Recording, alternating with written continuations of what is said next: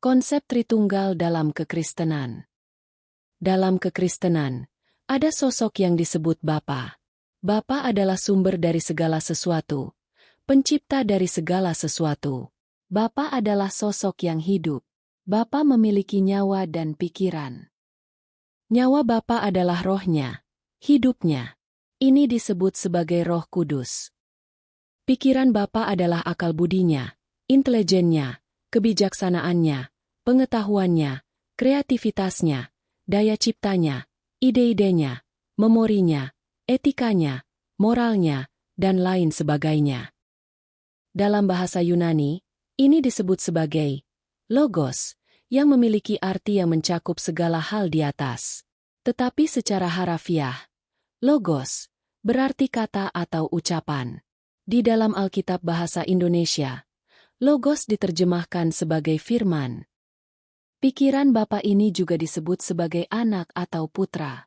Jadi, pikiran Bapa adalah sama dengan logos atau firman atau putra. Bapa menciptakan segala sesuatu, dari yang tidak ada menjadi ada, dengan menggunakan pikirannya, atau logosnya, atau firmannya, atau putranya. Pada suatu ketika sekitar 2000 tahun yang lalu, pikiran Bapa ini menjelma menjadi manusia. Sesuatu yang bersifat abstrak, menjadi konkret.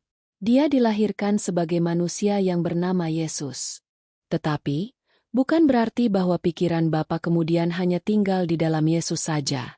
Pikiran Bapa tetap ada juga bersama Bapa, meskipun pada saat yang bersamaan menjadi manusia yang tinggal di bumi.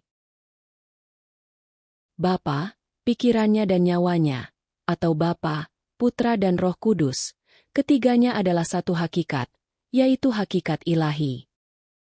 Bapa, pikirannya dan nyawanya, atau Bapa, Putra dan Roh Kudus, ketiganya adalah satu kesatuan, tidak bisa dipisahkan. Mereka selalu bersama-sama, dari dahulu sampai selama-lamanya. Sejak kekal, sampai kekal. Bapa, pikirannya dan nyawanya. Ketiga hal ini bisa dibedakan, tetapi tidak bisa dipisahkan. Ini bisa diilustrasikan seperti diri manusia. Manusia, pikirannya dan nyawanya adalah satu kesatuan. Manusia, pikirannya dan nyawanya adalah hal-hal yang bisa dibedakan, tetapi selalu bersama-sama, tidak bisa dipisahkan. Kesimpulan, Tritunggal dalam konsep Kristen adalah Bapa, Putra dan Roh Kudus. Bapa adalah sosok yang hidup, memiliki pikiran dan nyawa. Bapa adalah sumber dari segala sesuatu. Putra melambangkan pikiran Bapa. Roh Kudus melambangkan roh atau nyawa Bapa. Mereka adalah satu hakikat, yaitu hakikat ilahi, satu kesatuan, bisa dibedakan, tetapi tidak bisa dipisahkan.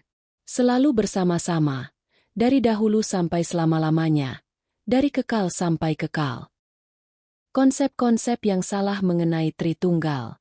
Konsep salah yang pertama, Tritunggal adalah tiga ilah. Konsep ini disebut triteisme. Yang benar, Tritunggal adalah satu ilah, tetapi memiliki tiga hal yang berbeda yang tidak bisa dipisahkan.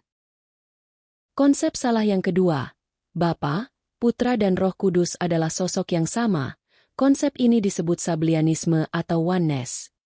Yang benar, Bapa, Putra dan Roh Kudus adalah tiga hal yang berbeda tetapi satu hakikat. Konsep salah yang ketiga, Firman, atau Putra, adalah ciptaan yang pertama. Konsep ini disebut Arianisme. Yang benar, Bapa menciptakan segala sesuatu dengan pikirannya, firman-Nya. Firman Bapa selalu bersama Bapa, dari dahulu, sampai selama-lamanya, dari kekal, sampai kekal. Jika firman atau pikiran adalah ciptaan pertama, maka konsekuensinya adalah, pernah ada masa, di mana pikiran Bapa belum ada. Maka, dengan apa Bapa menciptakan pikirannya? Konsep salah yang keempat. Pada waktu pikiran Bapa menjadi manusia, yang bernama Yesus, maka pikiran Bapa tidak ada lagi bersama Bapa. Yang benar, pikiran Bapa tetap ada juga bersama Bapa, meskipun pada saat yang bersamaan menjadi manusia yang tinggal di bumi. Konsep salah yang kelima. Putra adalah anak biologis Bapa. Bapa membutuhkan istri. Yang benar, Bapa dan Putra tidak mengacu pada kehidupan biologis manusia. Konsep salah yang keenam, Tritunggal adalah Bapa, Putra dan Maria. Yang benar, Tritunggal adalah Bapa, Putra dan Roh Kudus.